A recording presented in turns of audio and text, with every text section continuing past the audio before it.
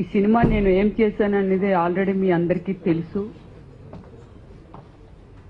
100 మంది వెనకాల ఇక్కడ కూర్చుంటే సినిమా ఆడుతుంది అనుకుంటే చాలా సినిమాలకి ఎంతో మంది మొత్తం టెక్నీషియన్స్ లేదా ఆర్టిస్టులు అందరూ కూర్చుంటారు. కానీ ప్రేక్షకులకు కావాల్సింది మనం కథలో ఏమిచ్చామో అనేది ఇంపార్టెంట్. వాళ్ళు కూడా చాలా తెలివైన వాళ్ళు అయిపోయారు. ఎందుకంటే వాళ్ళకి అవసరమైంది అయితే చూస్తున్నారు, లేకపోతే లేదు. మన పాత్రికేయ మిత్రులందరినీ నా పర్సనల్గా నేను రిక్వెస్ట్ చేస్తున్నాను. ఈ సినిమా కోసం నేను ఎంత ఫైట్ చేస్తున్నాను మీ అందరికీ తెలుసు. దయచేసి నేను ఒంటరి పోరాటం చేస్తున్నాను ఒక ఆడపిల్లగా. ఓమల్లి అనేది కూడా ఒక ఫైనాన్సర్ కానీ లేకపోతే వేరే హెల్ప్ లేకుండా నేను ఓన్గా చేశాను. కేవలం ఈ కథ మీద ఉన్న ఒక ఇంట్రెస్ట్తో. మీ అందరికీ తెలుసు సినిమా అంటే 6 పాటలు, 2 ముద్దు సీన్లు, 4 ఫైట్లు, 2 కామెడీ సీన్లు. ఇది తప్ప సినిమా అనేది ఏం లేదు. అలాంటి ఈ రోజుల్లో నేను ఒక డిఫరెంట్ కథను సెలెక్ట్ చేసుకొని ఈ ఓమల్లి అనే సినిమాని చాలా నేచురల్గా చేశాను. దీనికి మీ అందరి సపోర్టు నాకు నిజంగానే కావాలి.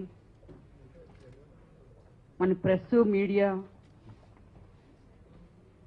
ఎంతో ఇన్ఫర్మేషన్ ప్రజల్లోకి తీసుకెళ్తుంది, అలాగే వాళ్ళకి తెలిసేలాగా చేస్తుంది. దయచేసి నా ఈ ఓమల్లిని కూడా మీ అందరూ ప్రజల్లోకి తీసుకెళ్ళి ఇది ఒక మంచి సినిమా అని కానీ మీరందరూ కానీ నాకు సపోర్ట్ చేయగలిగితే మీకు రుణపడి ఉంటాను.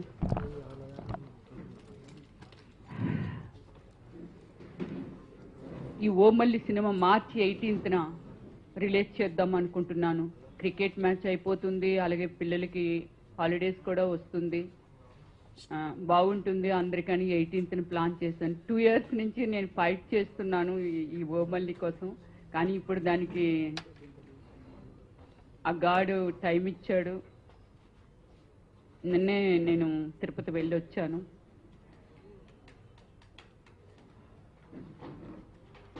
ఎందుకంటే ఏం మాట్లాడాలో నిజంగా నాకేమీ అర్థం కావట్లేదు.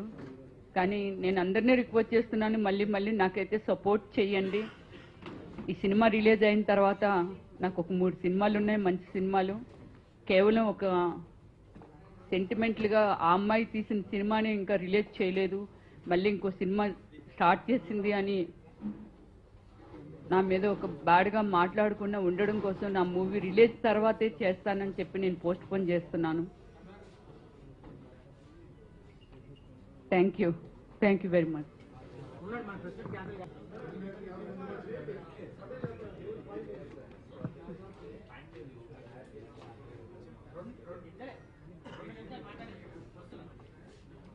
ఈ సమాజంలో అంటే ఓమల్లి గురించి నేను కొంచెం చెప్తాను. ఈ సమాజంలో రిలేషన్స్ అనేవి మాయమైపోతున్నాయి, ఫీలింగ్స్, ఎఫెక్షన్స్ ఇవన్నీ. కానీ ఒక ఇన్నోసెంట్ ఉమెన్ని అంటే ఒక ఎడ్యుకేటెడ్స్లో ఇన్నోసెంట్ ఉమెన్స్ లేరా అంటే నేను చెప్పలేను, ఉన్నారు. బట్ నేను ఒక ట్రైబల్ ఉమెన్కి ఎందుకు వెళ్ళానంటే ఒక ఇన్నోసెంట్ ఉమెన్ దొరుకుతుంది కదని వెళ్ళాను. ఒక రియల్ ఒక good wife and husband relation అంటే ఎలా ఉంటుంది, సేమ్ టైము ఒక గుడ్ లవ్ అంటే ఎలా ఉంటుంది, ఒక అలాంటి ఒక దీనితో ఆ అమ్మాయి కథని మోల్డ్ చేసి తీయడం నేను 100% చెప్తున్నాను. ఇలాంటి సినిమా అయితే ఇంతవరకు రాలేదండి. నేను రియల్గా ఈ మూవీలో గుండు కొట్టించుకున్నాను. ఆడదానికి తల వెంట్రుకలు అంటే 6వ ప్రాణం. అలానే చాలా బోల్డ్గా చేశాను. బోల్డ్గా మీన్స్ నాట్ మీనింగ్లెస్.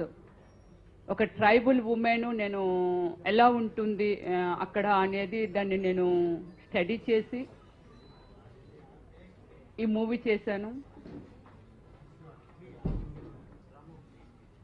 మీరు కూడా ఈ సినిమా చూస్తారు. చూసిన తర్వాత నేను మళ్ళీ మీ అందరినీ కలుస్తాను ఒక 3 days 4 daysలో మళ్ళీ. అప్పుడు మీరు అందరూ చెప్పాలి ఈ సినిమా ఎలాంటి సినిమా, ఎందుకు చేసిందని. ఆ పోస్టర్లు చూస్తే చాలా మంది అనుకుంటారు ఇదేదో భూతి సినిమా, ఏమిటి ఇంత బోల్డ్గా ఉంది అని. కానీ ఒక నేచురల్ అడవిలో పుట్టిన చెట్టు ఎలా ఉంటుందో దానికి ఎందుకంటే హద్దులు ఉండవు.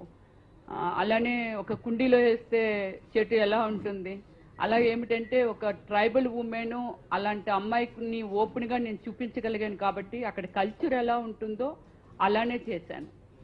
కథ అయితే ఇంతవరకు ఇలాంటి కథ ఎవరు టచ్ చేయలేదు, ఎవరు చేయలేదు కూడాను.